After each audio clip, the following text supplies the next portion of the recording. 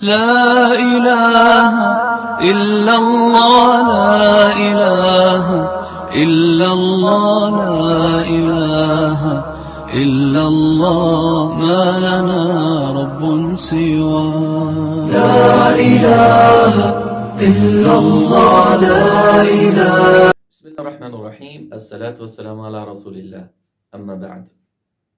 अरबी सीखने के लिए हमने एक प्रोग्राम शुरू किया है जिसके अंदर अरबी सीखना सबके लिए बहुत आसान हो जाएगा।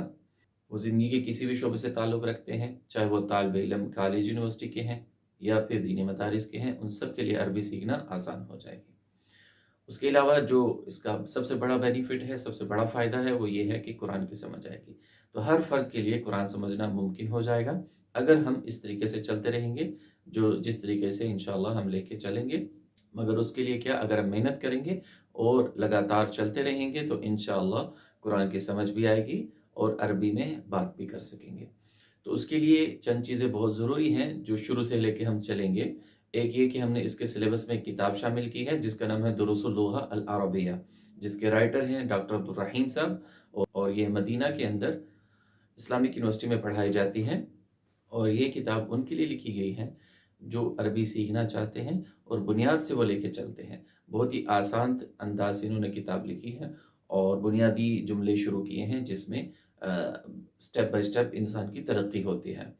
तो एक तो ये हम इस किताब को लेके चलेंगे, इस किताब को समझेंगे और रोज़ाना पढ़ेंगे इस किताब को। और एक काम ये करना है कि ये जो किताब है दुरूसुल लुग़ा अल अरबिया, इसका लिंक भी शेयर कर दिया जाएगा। इसके अलावा अगर आप गूगल में लिखेंगे दुरूसुल लुग़ा अल अरबिया है कि इस किताब को डाउनलोड करके अपने पास प्रिंट करके किताब की शक्ल अपने पास रखें। और जिस तरीके से हम रोज़ाना सबक पढ़ेंगे तो आप भी अपने पास उस किताब को खोल लें। तो जब जो सबक हम वहाँ से पढ़ रहे हों, उस किताब को भी आप खोल के साथ-साथ समझते रहें। तो इंशाअल्लाह इस तरीके से पढ़ना मुमकिन है और तरक्की भी मुमकिन है। और इसके अलावा ये कि जिन इलाकों में किताब मिल जाती है, वो इस्लामिक बुक सेंटर से ले भी सकते हैं। तो अक्सर जगहों पे नहीं मिलेगी तो इसको डाउनलोड कर लें। और प्रिंट नहीं कर सकते, कम से कम ये कि मोबाइल में पीडीएफ की शक्ल में पास रखें ताकि साथ-साथ इसको देखते रहें और इस तरीके से चीज़ ज़हन में भी बैठ जाती है और याद भी हो जाती है। ज़बान सीखने से पहले चंद चीज़ें ज़रूरी हैं। अगर हम उनकी पाबंदी करेंगे तो यकीनन हमें उसमें फ़ायदा भी होगा और हमारी तरक्की मुमकिन है। सबसे पहली चीज़ ये करनी है कि आपने अपने पास एक नोटबुक रखनी है, जिसमें आप रोज़ाना की चीज़ें नोट करें। जितने आपको नए जुमले बताए जाएँ, नए अल्फ़ाज़ बताए जाएँ, आप उस नोटबुक के अंदर उनको नोट कर लें, ताकि बाद में उनसे फ़ायदा उठाया जाए। तो पहली चीज़ ये है कि आप अपने पास एक नोटबुक रखें और रोज़ाना के अल्फ़ाज़ और जुमले उसमें महफ़ूज़ कर लें। और नंबर 2 ये करना है कि जो डायरी में चीज़ें लिखी हुई हैं, जितने भी अल्फ़ाज़ या नए जुमले लिखे हुए हैं, उनको याद करना है। तो याद करने से आपकी एक तो ये कि प्रोनाउंसिएशन भी सही हो जाएगी, वो आपको भूलेंगे भी नहीं। नंबर 3 ये करना है कि वो जो आपने याद किए हुए अल्फ़ाज़ हैं, वो याद किए हुए जो जुमले हैं, आपने दूसरों से बात करनी है। अगर आपके सामने कोई ऐसा बंदा नहीं है जो अरबी समझता है, तो आप किसी को भी अपना सबक सुना सकते हैं, ताकि आपकी प्रैक्टिस होती रहे और आपको सबक अपना याद हो जाए। और जब आप किसी को सुनाएँगे, किसी से बात करेंगे, ज़बान से जब आप बोलेंगे तो इससे फ़ायदा ये होगा कि आपको अपना सबक याद हो जाएगा और आपको वो अल्फ़ाज़ भूलेंगे नहीं। तो ये 3 तरीके अगर आप अपनाएँगे किसी भी ज़बान को सीखने के लिए, वो अरबी के अलावा कोई भी ज़बान हो या अरबी हो, कोई भी ज़बान आप सीखने के लिए अगर ये 3 काम करेंगे तो इंशाअल्लाह आप वो ज़बान सीख सकते हैं। तो एक तो अपने पास अल्फ़ाज़ नोट करें, उनको याद करें, फिर उनका इस्तेमाल करें, तो इंशाअल्लाह फ़ायदा होगा। इस मेहनत से पहले ये भी हम कर लें कि अपनी नीयत को भी साफ़ कर लें, कि हम ये क्यों कर रहे हैं? अरबी हम क्यों सीख रहे हैं? अगर हमारी नीयत ये होगी कि हम कुरान को समझना चाहते हैं, अल्लाह ताला के कलाम को समझना चाहते हैं, ताकि हमें अपनी ज़िंदगी की समझ आए कि हमारा अल्लाह हमसे क्या चाहता है, तो ये अरबी सीखना भी हमारी इबादत बन जाएगी। तो जो रोज़ाना के एतबार से हम टाइम निकालेंगे, वो सारा इबादत में शुमार होगा। क्योंकि हदीस में आता है, इन्नमल अमालु बिन्नियात, अमाल का दारोमदार नीयतों पर है। तो जैसी नीयत होगी, वैसे हमारे साथ अल्लाह ताला का मामला होगा। तो हमारी नीयत अगर ठीक होगी, तो अल्लाह ताला की मदद और नुसरत भी साथ शामिल हो जाएगी। और साथ ये भी कर लें, शुरू करने से पहले 2 रकात नफ़ल पढ़ के अल्लाह से माँग लें कि अल्लाह मेरे लिए अरबी सीखना आसान कर दे, मैं तेरे कुरान को समझना चाहता हूँ। तो इस तरीके से चलेंगे तो इंशाअल्लाह बहुत फ़ायदा होगा और अल्लाह ताला की मदद और नुसरत भी शामिल हो जाएगी। और इसके साथ साथ ये कि सिलेबस हमने मुरतब किया है और रोज़ाना के एतबार से हम पढ़ेंगे। आप लोग कोशिश करें कि ये इसकी पाबंदी करें। अरबी सीखना मुश्किल नहीं है, क्योंकि लोग अक्सर ये कहते हैं कि अरबी मुश्किल है। हालाँकि अरबी ज़ुबान मुश्किल नहीं है। मुश्किल क्यों हो जाती है? हम उस पे तवज्जो नहीं देते, मेहनत नहीं करते, टाइम नहीं निकालते।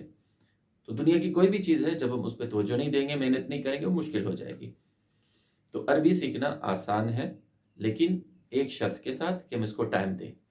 हम टाइम देंगे, मेहनत करेंगे, इंशाअल्लाह अरबी आसान हो जाएगी। तो रोज़ाना के एतबार से टाइम निकालें और मेहनत करें, इंशाअल्लाह अरबी चंद दिनों के अंदर आपको आनी शुरू हो जाएगी। और अगली चीज़ ये भी कि हम तसलसल के साथ चलते रहें, और जब हम किसी से बात करते हैं किसी भी ज़ुबान के अंदर, तो पूरे जुमले ज़बान से अदा करते हैं। अगर हम अधूरे जुमले बोलेंगे तो किसी को समझ नहीं आएगी। जैसे उर्दू के अंदर आप मेरी बात समझ रहे हैं, मैं आपसे बात कर रहा हूँ, आप मेरी पूरी बात को समझ रहे हैं, क्योंकि मैं पूरे जुमले अदा कर रहा हूँ। और अगर मैं अधूरे जुमले बोलूँ तो आपको समझ नहीं आएगी। किसी भी ज़ुबान के अंदर जुमले बनाने की पूरी तरतीब होती है।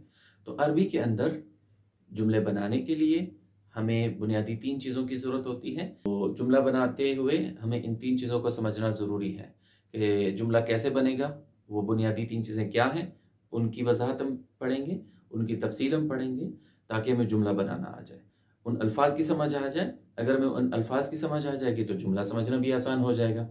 तो अब ये बुनियादी हुरूफ़ अलिफ़, बा, ता, था, इनको जब हम इकट्ठा करेंगे तो लफ़्ज़ बन जाएंगे, और जो लफ़्ज़ इकट्ठे होंगे तो जुमले बन जाएंगे।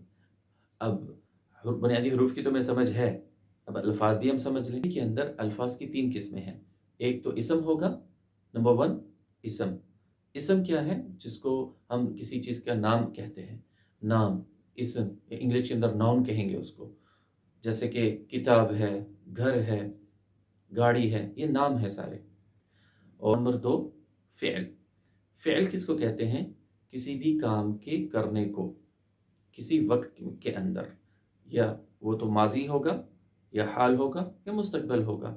यानी जैसे हम कहते हैं पास्ट, प्रेजेंट, फ्यूचर।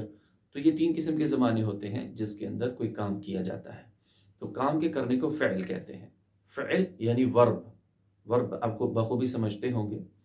और नंबर 3 है हर्फ, जिसको हम पार्टिकल्स भी कहते हैं और कंजक्शन भी कह सकते हैं, जो कि हुरूफ होते हैं, ऐसे अल्फाज होते हैं जिससे जुमला हमारा कंप्लीट होता है।